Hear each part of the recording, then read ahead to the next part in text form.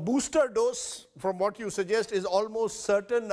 Something I read, something that you wrote that I read recently, you wrote about diet. You've done a book on it, I know. Do you believe that there is an ideal diet, doctor, to be followed to build resilience against COVID-19? Is there an ideal diet out there?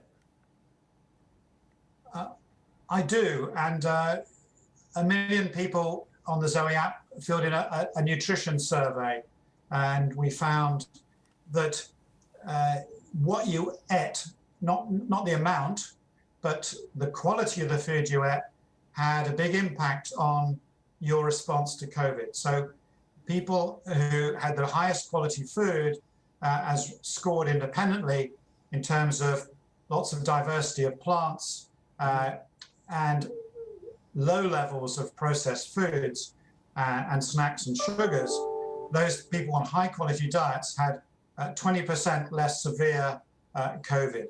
And I think that explains a lot of these effects we're seeing, particularly in the US and the UK, where socially deprived groups, even when you adjust for obesity, are dying and getting more severe infections. So it's another really important story linking the importance of nutrition and gut health, which is, my passion. That's what I study. Can have a really big effect on our immune systems through our gut microbes, and this is absolutely crucial for us moving forward. And I think it's a really important lesson that the quality of a population's diet is going to be crucial for their general health. Anything specific, though, Professor Spector, that you recommend that you must have in your diet in this fight against COVID? Well, you have to read my books, The Diet Myth, to get the full list. But basically, I want people to have 30 different plants a week. And if you do that, and that includes nuts and seeds, but, the traditional Indian diet, for example, with lots of legumes and lentils and beans is really, really good.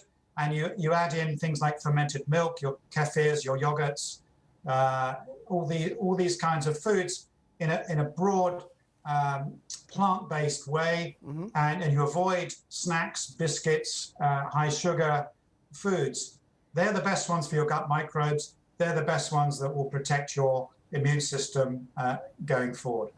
High sugar foods, I should avoid that. But Professor, despite all the mutations and variants, would you say we are going to be in a better place by the end of the year? The world and India will be in a better place, given the vaccination pace in particular?